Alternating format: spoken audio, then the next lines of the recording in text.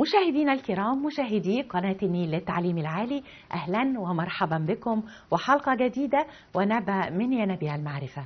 نبأ اليوم نتحدث فيه عن أحد علماء المسلمين، العالم الأندلسي خلف ابن عباس الزهراوي أبو الجراحة الإسلامية. هذا العالم احتفت به إسبانيا خلال شهر رمضان الماضي وفي خلال شهر أغسطس احتفاء واحتفالا بتطبيقاته العلمية اللي بيتم الاستفادة بها الآن في العالم كله. تعالوا مع بعض في هذه الحلقة نشاهد معا من هو هذا العالم الجليل وما هي أهم إسهاماته العلمية وكيف استفدنا بها واستفاد بها العالم. ومعنا ومعكم في هذه الحلقة بمشيئة الله الأستاذ الدكتور حاتم محمد صلاح، رئيس وحدة الوراثة البشرية بالهيئة المصل واللقاح المصرية ورئيس لجنة البحوث بجمعية رعاية شباب مرضى السكري في مصر. أهلا بحضرتك معنا. أهلا وسهلا. دكتور حاتم، التاريخ الإسلامي بيحفل ويحتفي بعدد كبير جدا من العلماء اللي استفاد بهم العالم كله قبل ما نستفيد بهم نحن في بلادنا العربية. من هو هذا العالم الجليل وكيف احتفت به إسبانيا؟ اسمح لنا هنتابع مع بعض أحد المشاهد لهذا الاحتفاء ونرجو تعليق حضرتك عليه ونتابع معا الحديث عن هذا العالم الجليل إن شاء الله. بكل سرور يا فندم. العالم الزهراوي اسمه محمد ابن خلف ابن عباس الزهراوي، نسبة إلى مدينة الزهراء التي نشأ بها في عهد الخليفة الأموي عبد الرحمن الناصر، الذي كان له أعظم الأثر في إرساء قواعد الإسلام في الأندلس. هذا العالم عاش 80 عاما تقريبا، ولد في مدينة الزهراء في عام 935 ميلاديا، ثم بعد ذلك توفى في عام 1015. لذا احتفت أسبانيا بمرور 1000 سنة على وفاته. وقد قامت أسبانيا بإطلاق اسمه على شارع كبير في مدينة قرطبة بجوار الجامع الأكبر الذي تحول إلى كاتدرائية في عهد الملك ألفونسو والملكة إيزابيل في اتحادهم على الإسلام وطرد المسلمين من الأندلس في عام 1492. ومنذ هذا الوقت هذا الجامع الأكبر يعتبر رمز للمسيحية الكاثوليكية في أوروبا. فأن تأتي أسبانيا وترصد له شارعا باسمه، ولكن تجد الاختلاف الغريب في هذا العالم أنه لم يطلقوا عليه الزهراوي بل قالوا أبو الكيسس. لماذا؟ في محاولة لطمس هويته العربية، لأن أبو الكيسس أو أبو الكيسو ده اسم أو كلمة أسبانية معناها التحريف لكلمة أبو القاسم، لأنه كني بهذا الاسم لأن لديه ابن كان اسمه قاسم. هذا الرجل كان يعني حبر الجراحين في العالم، وهو أعظم طبيب إسلامي ظهر حتى يتفوق على ابن سينا، ونقل عنه ابن سينا الكثير من الأعمال. وهذا الرجل كان رائدا في عهد القرن العاشر الميلادي، وهو قوة المجد الإسلامي في شتى نواحي المعرفة. وأخذ أنه كان مديرا أو رئيسا لمستشفى قرطبة، ولكن في هذا العصر كانت مدينة قرطبة وحدها بها 50 ميرامستان أو بيرامستان، وكلمة بيرامستان تعني مستشفى بالفارسية، وأكثر من 70 مكتبة عمومية. وكان الشعب الأندلسي في هذا الوقت مستوى التعليم لديه أفضل من ملوك أوروبا، لدرجة أنه لا يحق في أوروبا في هذا الوقت في العصور الوسطى أن يتعلم إلا القساوسة حتى لا يجادلوا أو يناقشوا. فنكتفي بأن نقول أن هذا الرجل كان في عصر العلم والتنوير بحق. وأريد أن أوضح بعض النقاط عن هذا العالم وإنجازاته. فتاريخ الجراحة كلها تشهد بأن هذا الرجل هو من أسس لعلم الجراحة، حيث كان قبله الجراحون يأنفون عن ملامسة المرضى ويتركوا الحلاقين. نعم. والحلاقين في هذا الوقت كانوا يبترون، وعندهم شيء اسمه الحمى تأتي من غضب الله، فأي شيء لابد من تفريغ الدم، سواء لو كان عنده مجرد برد لازم يفرغ منه دم استغفارا وتقربا إلى الله. لكن الزهراوي كان أول جراح في تاريخ البشرية كلها يهتم بأشياء لن تصدقوا أن ما فكر فيه هو ما عرفناه في أواخر القرن العشرين. فمثلا لو اتكلمنا على إنجازاته هنتكلم إن هو أول من اكتشف مرض الهيموفيليا، ووضح وكانوا يسميه مرض الناعور. نعم. وهذا المرض اللي هو تخثر الدم. نعم. وهذا المرض وجده بعلمه الغزير أنه مرض وراثي يكثر في زواج الأقارب، وأوضح أنه يصاب به الرجل وتحمله الإناث ولا تصاب به أعراضها، وأوضح أن زواج الأقارب يسبب زيادة في حدوث هذا المرض. هذه المعلومة عرفناها بعد انتهاء مشروع الجينوم البشري في عام 2003، وهو مات سنة 1015، أي أكثر من 1000 عام بعد وفاته.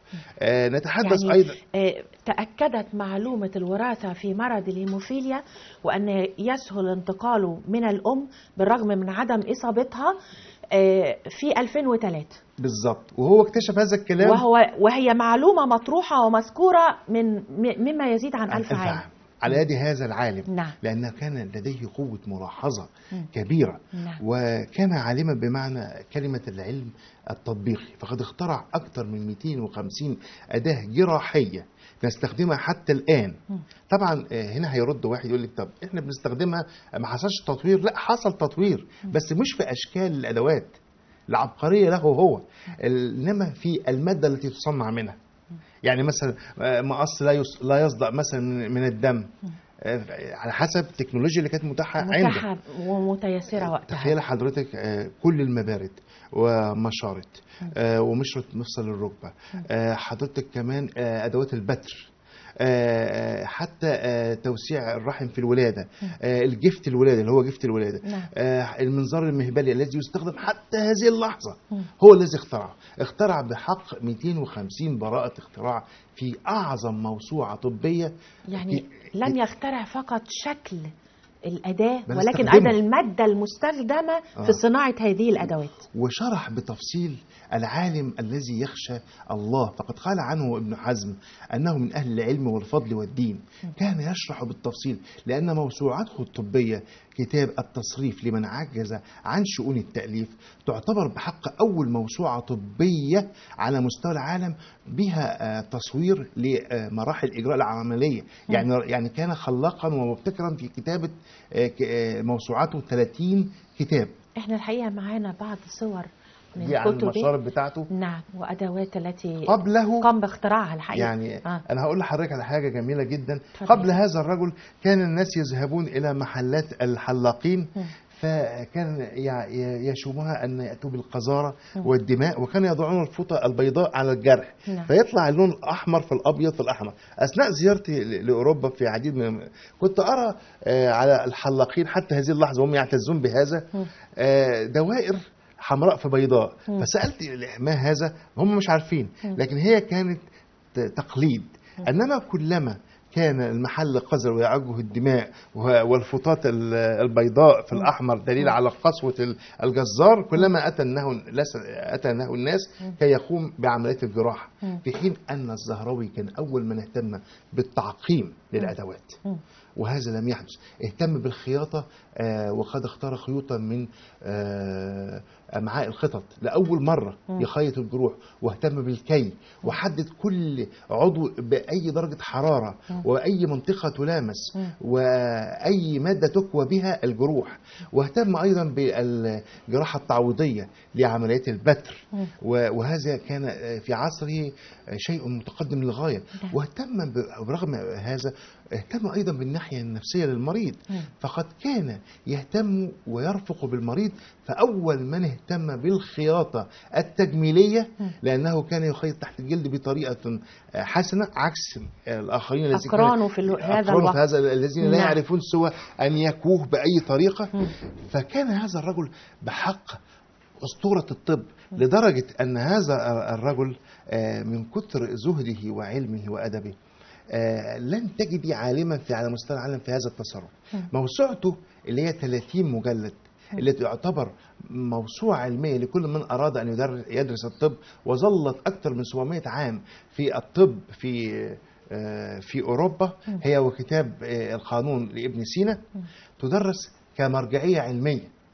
يعني إذا أردت أن تكون طبيبا عليك أن تقرأ هذان الكتابان، ستصير عالما في الطب، ويحق لك ممارسة الطب. ده هذا الكتابين. قد كده منهجه كان متكامل جدا. يعني أنا ببص الأداة وكمان وسائل خياطة، يعني استخدم امعاء قطط، ده اكيد بناء على تجارب، ده كان استاذ في التشريح، ونجاح وفشل في بعض هذه التجارب. النجاح في تعريف اسباب بعض الامراض اللي لم نصل لسببها الى الان، وهي مذكوره في كتبه. كل النجاحات دي موثقه في كتبه، موثقه في كتبه، وسرقت باسم آخرين ادعوا بعد منه ب700 سنة أنهم اكتشفوا هذا. ولكن طبعا هناك في أوروبا التاريخ الطبي يكتب بكل حزم وضمير. حتى لو أنا ادعيت مثلا من 700 سنة أن عملت كذا وكذا وكذا، لا، بيقدروا يثبتوا هذا. يعني مثلا هذا الرجل العلامة سرق منه العديد من الاختراعات ونسبت إلى غيره.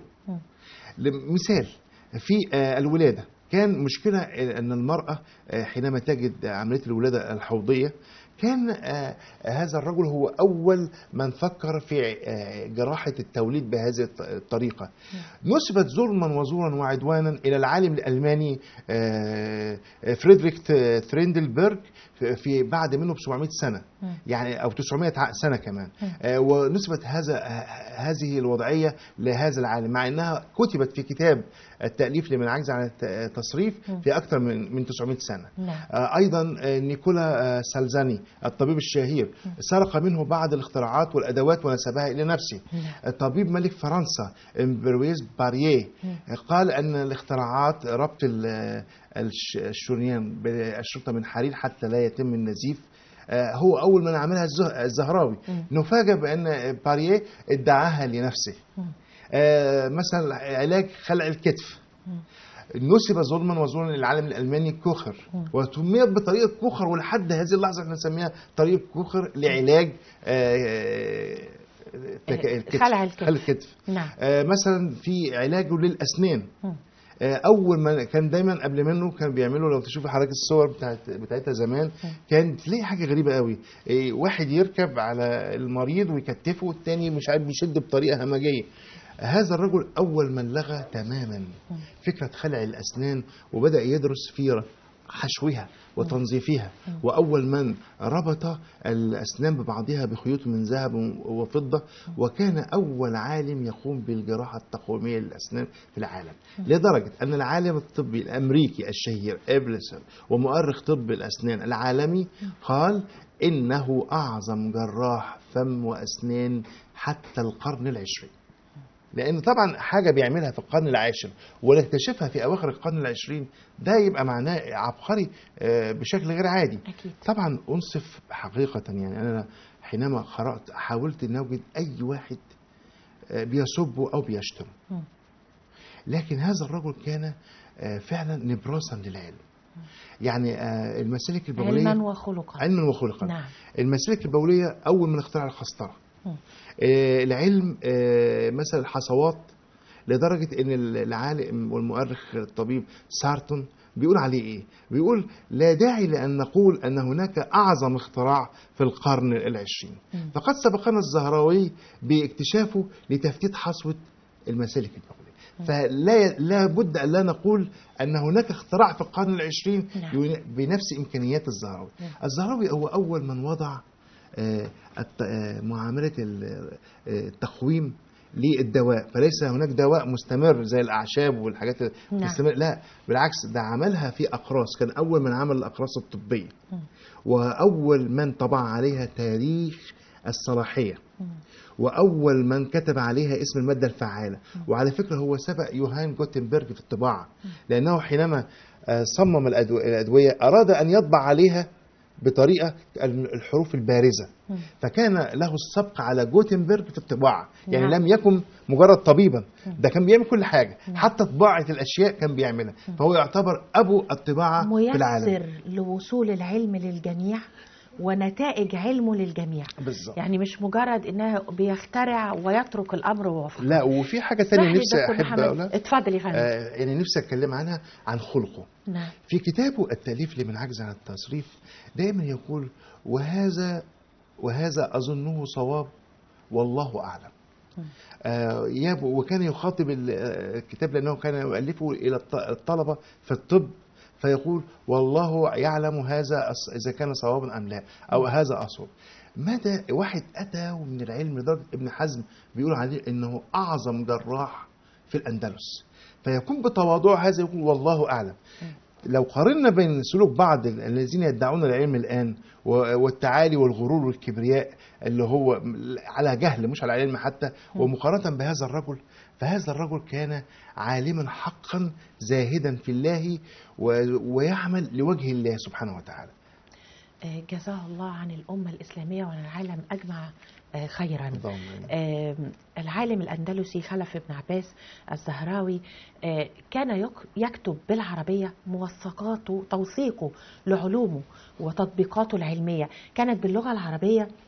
أستاذنا الكريم دكتور حاتم، ولا كانت بتكتب بأي اللغات؟ الكارثة التي تفجع القلب أنه كان يكتب باللغة العربية، لأن لغة العرب في هذا الوقت هي اللغة العالمية. نعم. وأفضل، وكانوا يتبارون من يدرس في الأندلس، كانوا حينما يعودون إلى بلادهم يتكبروا على أقرانهم من الفرنسيين ومن النورمانديين ومن الإنجليز بيتحدث اللغة العربية، لأنها لغة الثقافة والعلم.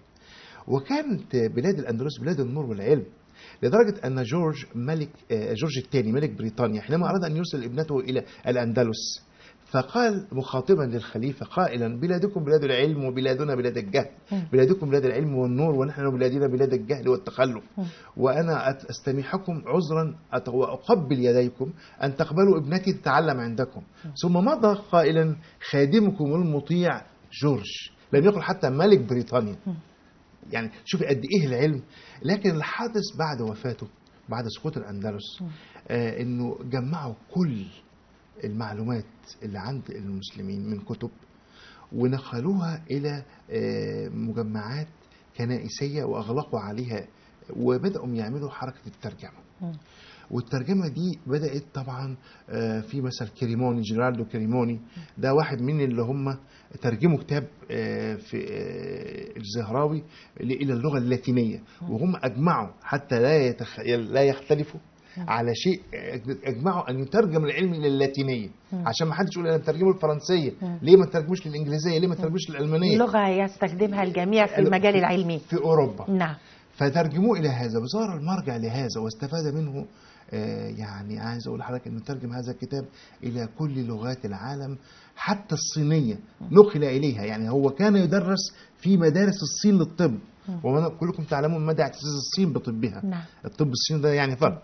فتكتشف أن هذا الرجل كان موسوعة تسير على الأرض، ولكن طبعا العرب لم يعرفوا عنه شيء. سؤالي عن لغة أو لغة كتابة تطبيقاته العلمية ومؤلفاته، لأتساءل عن مدى استفادتنا بهذه المؤلفات، ومن الواضح أن صعب الوصول إليها بهذه اللغة. يعني احنا الآن نحاول أن يعني نعرب الطب بصورة أو بأخرى، وإحنا عندنا الأصل هو باللغة العربية.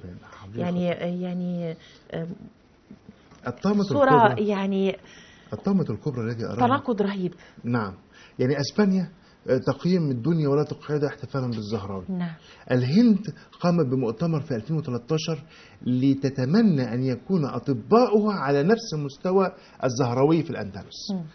جميع الدول العربية لا يوجد بها جامعة أو قاعة محاضرات باسم الزهراوي. إنما تكتشفي مثلا إيه؟ قاعة إينشتاين. يعني حتى إسرائيل تكرمها ابن ميمون ده كان طبيب يهودي في الأندلس. نعم. تكرمه في كل جامعات الطب في إسرائيل. أما الزهراوي لا، ما حدش يعرف عنه حاجة. تبحث لها عن تاريخ، ونحن التاريخ لدينا ولا نستطيع الاستفادة منه للأسف. أنا عايز برضو أتكلم عن حاجة. اتفضل دكتور حاتم. هذا الرجل أنا بشوفه إنه هو كان رمز من رموز الإسلام بعلمه، لدرجة أن المستشرقة الألمانية الشهيرة إنجريد هونيكي كلمت عنه وقالت أنه شرف الأمة الإسلامية وشرف أوروبا، يعني أوروبا تتشرف بأن هذا الرجل ولد على أرض منها، وهو كان مسؤولا عن الحضارة ونهضة الحضارة الأوروبية، مش قالت الطب بس، لا، نهضة الحضارة الأوروبية لأكثر من 500 عام، وأنه أنقذ أوروبا بعلمه من العصور الوسطى أن تستمر بها. يعني شوفي هؤلاء العلماء بيتكلموا ازاي. انا فعلا حينما ارى هذا، يعني هذا العالم يعني زي ما نقدر نقول ان هو اعطي حقه من اعدائه. يعني الكل يشيد حتى الذين سرقوا منه بانجازاته العلميه وخلقه. نعم. يعني حاجه، يعني هدي مثال، مثلا البروفيسور جون لين ده، عشان ما نقولش مثلا ايه ده مستشرق، ده طبيب رئيس قسم الجراحه الغدد بجامعه لندن، مستشفى كرومويل البريطانيه. قال عنه ان الزهراوي بفضله كان الاندلس يسبق، كلمه يسبق اوروبا بسنوات ضوئيه. نعم. يعني هذا الرجل كان علامة، لدرجة أن أوروبا يعني حينما يتحدثوا عنه دائما يذكروا، لما تكلموا يقول لك أبوقراطس، أبو كيسس، يعني أبوقراط. هم عاملين مثلث جميل قوي عندهم، وهم مش عارفين الحكاية دي، إن أبوقراط الطبيب اليوناني مع جالينيوس الطبيب الروماني مع الطبيب الزهراوي. بس هم ما يقولوش زهراوي، يقولوا ابو كيسس علشان يضم المثلث ده، وحتى استبعدوا السنوحي الطبيب الفرعوني الشهير من هذا. يعني شوف تقديرهم قد ايه لهذا الرجل. يعني يقول لك اكمل ضلع المثلث للطب في الثالوث الطبي العظيم، ولكن لا أحد يعلم عنه، لا في مدارسنا ولا في جامعاتنا ولا حتى في علمائنا. أنا أتحداك لو النهاردة عملنا مسابقة في كل جامعات مصر نشوف كم واحد يعرف الزهراوي. كلية الطب واستفادتها وتنظيرها في مجال الطب لم يتطرق لهذا الأمر؟ للأسف لم يقم في مصر مؤتمر، أو في الأمة العربية كلها مؤتمر واحد عن الزهراوي أو عن طب الزهراوي أو عن فضل. نقدر نقول إن الدول الأوروبية وأسبانيا على وجه الخصوص نجحت في التعتيم على أصل هذا العالم بمجرد تغيير اسمه. الغريبة ان هم ما عتموش، يعني حتى النظام اللي هم بيحطوه هم عايز يستفزك. يعني هو بيقول لك انا بحتفل بواحد عربي ابن الاندلس، هو سبب نبوغه مش انه عربي ولا مسلم، السبب نبوغه انه نشأ في الاندلس. يعني شوف الفكره. لكن هم بيعلنوا، واحنا عرفنا منين ان هم عملوا الاحتفال دوت وعملوا ده. لكن المشكله ان مفيش حد عاوز ينقل. المشكله احنا عندنا عقده نقص، المسلمين عموما عندهم عقده نقص غريبة تجاه الحضارة الغربية الأوروبية، يعتمدون عليها دائما كمصدر. لا، وشعور ان انا مش ممكن انتج ولا اعمل حاجه زي كده. وحضرتك لسه قايله لي دلوقتي ان ده حاجات احنا عملناها. يعني احنا ده اساسنا باللغه العربيه ونقلناه بالانجليزيه ونفهمه باللغه الانجليزيه ولا نفهمه بالعربيه. وبعدين كمان في استعلاء غريب من الحضاره الاوروبيه. الحضارة الأوروبية هو ليس بغريب، ده هي الطبيعة والشيء. احنا يعني علماء كتير عندنا لما بيحللوا طريقة التعامل بوجه عام وليس على بصور فردية لهذه الحضارة للعرب والمسلمين، ويؤكدوا على المعنى اللي حضرتك بتقول عليه وهو الاستعلاء، وينظروا إلينا بدونية. وبالتالي التحول السياسي اللي احنا والعسكري اللي احنا شايفينه الآن هو أكبر دليل على هذا الأمر. ولعلنا نستفيق ويا ليت الأوروبيين يعلموا هذا، أن حضارتهم بنيت، هم أحسنوا فعلا البناء وطوروا على بقايا أحسنوا الاستفادة والبناء على حضارتنا. نعم. لكن أنهم لو علموا هذا، لكن المشكلة أن لما تتناقش، أنا تناقشت مع علماء كتير لأن سافرت حوالي 20 دولة على مستوى العالم، من آسيا وأفريقيا وأوروبا وأمريكا، اكتشفت أنه لا يعرفوا عنا سوى أننا نركب الجمل ولا نعرف شيء في الحضارة، لدرجة ان لو شافت بتستخدمي الكمبيوتر يبهر. ايه ده، انت ازاي بتركب جمل وبتستخدم الكمبيوتر؟ ازاي مش عارف بتسوق عربيه وعندك جمل؟ يعني هو دي الصوره النمطيه بتاعتهم، الصحراء ونخلتين وجمل وخيمه، لا اكثر ولا هذا. لكن في الحقيقه لو علم اساس هذا لكان هناك احترام بين هاتين الحضارتين، وما كان هناك صراع كما قال صامويل هانتينغ في كتابه صراع الحضارات، والتنافس الشديد والناس اللي بتسقي نار الحروب ما بين الحضارتين دول كانوا ممكن يتكاتفوا. لكن المشكله دول بيستعلوا ودول عندهم شعور نقص، دول اصل الحضاره ودول خدوا منهم. لكن لو كل واحد فكر في هذا ما كان هناك حروب ولا مشاكل بين هاتين الحضارتين. أكيد. يعني صامويل هانتينغ بيقول لابد ان ندمر الحضاره الاسلاميه كي نعلو ونطفو ونطهر الارض منها. ايه الكلام ده؟ طب ده انت اساس حضارتك. هي درجة من درجات التطرف اللي بنشوفها في وجهات النظر وطريقة التعامل مع العرب والمسلمين بصورة لافتة للنظر. اسمح لي أستاذنا الدكتور حاتم محمد صلاح، رئيس وحدة الوراثة البشرية بهيئة المصل واللقاح المصرية. احنا في خلال حلقتنا تحدثنا عن مؤلف أو اثنين من مؤلفات العالم الأندلسي الجليل خلف ابن عباس الزهراوي. هل من رصد مؤلفات أخرى لكتب بعينها؟ أنا بصراحة يعني سؤال جميل جدا، لأن احنا عندنا في مصر نهتم بالكم وليس الكيف. تبص تلاقي يقول لك أنا أستاذ دكتور وعلامة العلماء وفهامة الفهامة، عامل 300 كتاب، تقرأي أي كتاب منهم يلقى من ورقتين يلقى في صفيحة المهملات. هذا الرجل أفنى حياته وخبرته الطبية والنفسية والعلاجية والسرير العلاجي والأدوية والكلينيكال، وعمل بها موسوعة. وقال حتى في مقدمة كتابه إني هذا ما أردت أن أثقل على أبنائي الذين يدرسون الطب، ولكنني أسعى لأن يتعلموا ويأخذوا من خبرتي. فنقل مجلد، يعني 30 مجلد، يعني 30 كتاب. هذا الرجل موسوعة علمية يعني متكاملة. وكانت أوروبا لا غنى لها عنها، حتى يعني 700 سنة بعد وفاته في العصور الوسطى كانوا يتعلموا من هذا العلم. فهو رجل علامة ويعني بقول ملحمي، ويعني درجة أن دائرة المعارف البريطانية ذكرته أنه أحسن وأفضل جراح مسلم في تاريخ الإسلام، ويعد من أهم رموز الطب في العالم حتى يومنا هذا. جميل. العالم الأندلسي خلف بن عباس الزهراوي أبو الجراحة الإسلامية، بتنسبه إسبانيا لها نسبة نشأة ونسبة تعلم وتعليم. ده ما يقللش من قدر اهتمام العالم بالعلم. البيئة اللي حقيقي بيحتاجها العالم حقيقي علشان يحدث النبوغ، ما نقدرش نقلل من قيمة يعني مش يعني اعتزازهم بهذا الأمر. يعني لو الزهراوي نشأ في عصرنا ما كانش هيبقى في زهراوي، لكن حقيقي هو نشأ في عصر من أفضل العصور التي ظهرت في الإسلام. نعم. يعني عبد الرحمن الناصر وحبه للعلم، وابنه الحكم بن عبد الرحمن بن الناصر نعم. كان أشد حكام المسلمين حبا للعلم والكتب، لدرجة أن مكتبة قرطبة العامة كان فيها 500,000 كتاب منسوخ يدويا، وما أدراك من نسخ يدويا قد إيه بالصعوبة. نعم. وكانت عامة، وكان في 70 مكتبة داخل هذه في مدينة واحدة قرطبة، وأكثر من 50 مستشفى.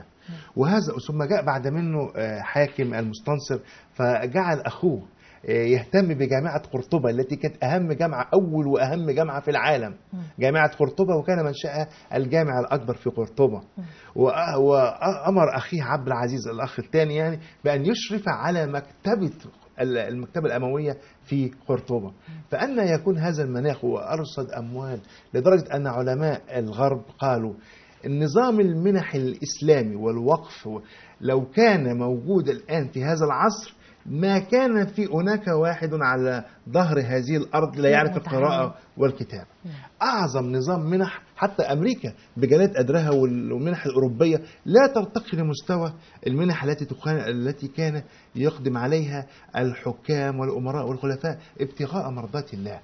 لكن مش عشان هدف سياسي، مش أنا بديك فلوس عشان هدف سياسي أو بتاع، لا، كان من أعظم النظم. فلا بد أن يظهر 1000 زهراوي وزهراوي، مش واحد بس. نعم، بتوفير البيئة المناسبة نعم، لتوليد العلماء. توليد العلماء تحقيقا. جميل.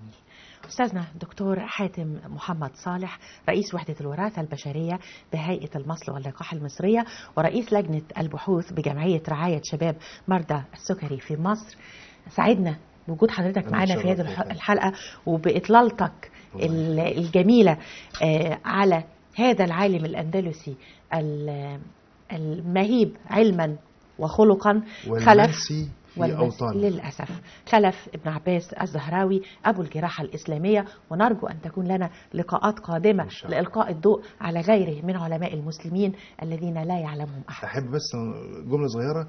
هذا العام اختير من منظمة اليونسكو، ونحن العرب والمسلمين غافلون عن هذا. عام 2015 بعام ابن الهيثم، وسموه عام الضوء، واختاروا ابن الهيثم. لم يختاروا أي عالم حصل على جائزة نوبل أو أي شيء، اختاروا ابن الهيثم. قالوا هذا العام هو عام ابن الهيثم. يا رب تتماثل أعوامنا ومسمياتها بمثل هذا التوجه العلمي الجميل. أشكرك يا دكتور حاتم. مشاهدينا الكرام، مشاهدي قناة النيل للتعليم العالي، كنا معا ونبع من ينابيع المعرفة. شكرا لكم، وإلى لقاء آخر إن شاء الله.